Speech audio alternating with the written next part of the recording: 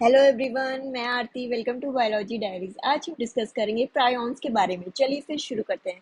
Prions की history को discuss करते हैं। सबसे पहले they were discovered by a scientist और a researcher Stanley P B Prusiner in 1982। 1982 में इन्होंने जो है एक प्रोटीन को आइडेंटिफाई किया जो कि इन्फेक्शियस नेचर का था, यानी कि it was able to cause diseases. So later on जो है इस प्रोटीन का नाम रखा गया प्रायोर प्रोटीन। एंड इस रिसर्चर को नोबेल प्राइज से नवाजा गया in 1997 for his major contribution on prions. Prions के ऊपर इनका बहुत ही मेजर कंट्रीब्यूशन रहा। सो जो टर्म प्रायोन है हमारी, basically it is a proteinaceous infectious particle. Prion जो है एक प्रोटीनेशियस इन्फेक्शियस पार्टिकल है, यानी कि ये एक पैथोजन है जो कॉज करता है fatal diseases which is proteinaceous in nature. Now will discuss some terms. PRNP. PRNP जो एक जीन होता है जो प्रेजेंट होता है हमारे क्रोमोसोम नंबर 20 के ऊपर, जो कोड करता है प्रायोन प्रोटीन के लिए। नाउ जो प्रायोन प्रोटीन है उसको डिनोट करते हैं हम पीआरपीसी से, दैट इज सेलुलर प्रायर प्रोटीन, जो हमारे सेल्स के सरफेस पे प्रेजेंट होता है, and specially the neurons, that is the neural cells और the nerve cells. Nerve cells जो हमारे ब्रेन में प्रेजेंट होते हैं, उन सेल्स के ऊपर प्रेजेंट होता है प्रायर प्रोटीन। प्रायर प्रोटीन जो है, प्रायर प्रोटीन के मिसफोल्डेड वर्जन को हम डिनोट करते हैं पीआरपीएससी से। जो पीआरपीएससी है, it is the scrapie form that is which causes scrapie diseases in case of sheeps. Got it. Now will discuss the some features about the prions. Prion जो है, they are studied under the virology part. Basically जो virology है उसके अंदर हम study करते हैं viruses के बारे में। अब वायरसेस के अंदर क्या होता है, न्यूक्लिक एसिड होता है और प्रोटीन्स होते हैं, और जो प्रायोन्स हैं वो हमारे प्रोटीन्स होते हैं बेसिकली, जो डिजीज कॉज करते हैं इन एनिमल्स एंड ह्यूमंस। नाउ जो प्रायोन्स जो हैं वो स्मॉलर होते हैं साइज में वायरसेस से, यानी कि they can be seen only through an electron microscope. हम इनको सिर्फ इलेक्ट्रॉन माइक्रोस्कोप की हेल्प से देख सकते हैं, वो भी जब जब वो एग्रीगेट हो जाएं और एक क्लस्टर फॉर्म कर ले। Got it.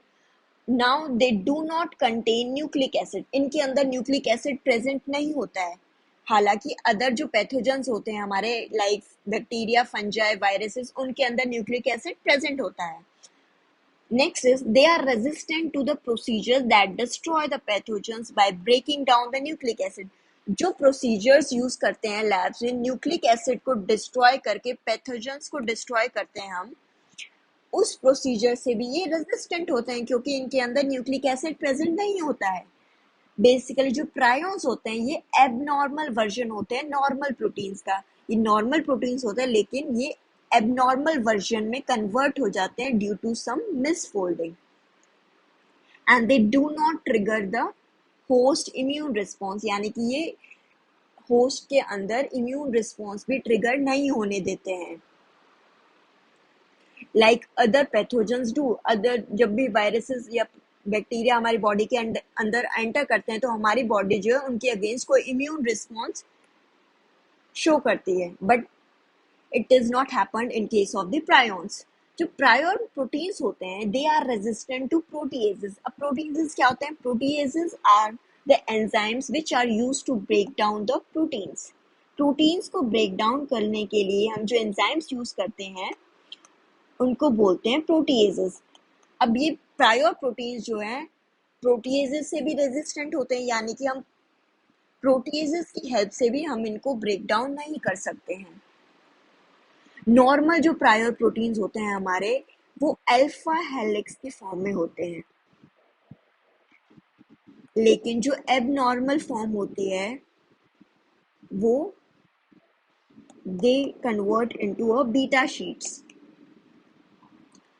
Got it? Now we'll discuss how the misfolding takes place. So basically जो प्रायॉन्स होते हैं ये इन्फेक्शियस प्रोटीन्स होते हैं जो फेटल डिजीजेस कॉज करते हैं एनिमल्स एंड ह्यूमंस के अंदर. मिसफोल्डिंग होती है कुछ रीजन्स के अंदर प्रायॉन्स में, एंड मिसफोल्डिंग किसकी होती है? Misfolding of some PRP proteins जो हमारे सरफेस सेल्स के सरफेस पे प्रेजेंट होते हैं. पीआरपी प्रोटीन्स ब्रेन के अंदर उनकी मिसफोल्डिंग हो जाती है जो कि कोड करते हैं highly conserved sequence of DNA, यानी कि हम सबके अंदर वो सीक्वेंस पीआरपी प्रोटीन्स की वो सेम होती है. नाउ द मिसफोल्डेड प्रायॉन्स, जो प्रायॉन जो है वो मिसफोल्डेड फॉर्म में कन्वर्ट हो चुके हैं, दे कैटेलाइज द नॉर्मल प्रोटीन. जो हमारी बॉडी में नॉर्मल प्रोटीन्स प्रेजेंट है उनको कैटेलाइज करते हैं और उनको चेंज करते हैं प्रायॉन फॉर्म्स के अंदर, यानी कि they will change their shape of the normal proteins. Normal proteins की शेप को ये चेंज कर देते हैं. So how it happens now? Suppose these are the normal proteins, and this is the prion which get converted into prions due to the misfolding. Now these prions, they will catalyze the normal proteins and change their shape, and the prions they get aggregated और वो aggregate बना लेते हैं, cluster form कर लेते हैं. The prions they aggregate. So now यानी कि this is the abnormal folded protein जो कि फंक्शन नहीं करेगा एज अ नॉर्मल प्रोटीन की तरह भी ये फंक्शन नहीं कर पाएगा. और ये जो हो रहा है ये सब हो रहा है हमारे नर्व सेल्स के अंदर, क्योंकि जो हमारे प्रायर प्रोटीन्स है वो नर्व सेल्स के अंदर प्रेजेंट होते हैं, तो it happened in the nerve cells. So अब जब वहां पे एबनॉर्मल फोल्डेड प्रोटीन्स आ जाएंगे तो they will cause some neurodegenerative diseases in that person. So जो एग्रीगेट बन चुका है प्रायॉन्स का, they will accumulate in our brain tissue. Brain tissues के अंदर वो इकट्ठा होना शुरू हो जाता है और हमारे ब्रेन सेल्स को किल कर देता है. And they start forming holes in the brain. Brain में जो है होल्स बनाने शुरू कर देता है, जिससे जो हमारी नर्व सेल्स जो है वो बिल्कुल डैमेज हो जाती हैं, लॉस्ट हो जाती हैं, एंड जिसकी वजह से ब्रेन जो है it will appear as a spongy like appearance under the microscope.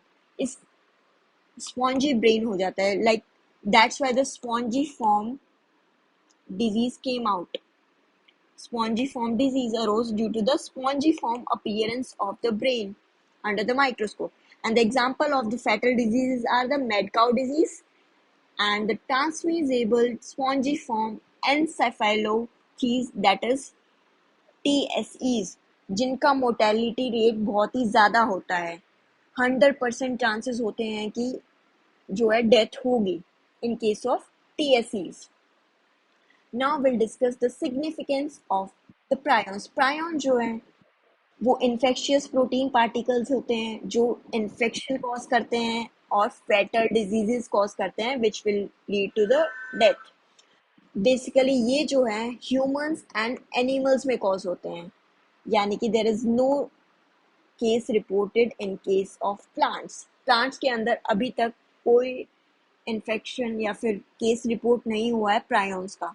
And examples of these are the mad cow disease, scrapie disease जो शीप्स में होती है, kuru disease, chronic wasting disease, and 1990 में जो है a disease called mad cow disease was mad cow outbreak report हुआ था in the Europe, in Britain, जिसके अंदर जो है काफी सारे ह्यूमंस ने जो डिजीज एनिमल्स थे उनका मीट खाया और जिसकी वजह से उनकी डेथ हो गई। More than 90 people died at that time due to the due to some Jakob disease, जिसकी वजह से उनके ब्रेन जो है वो डैमेज हो गया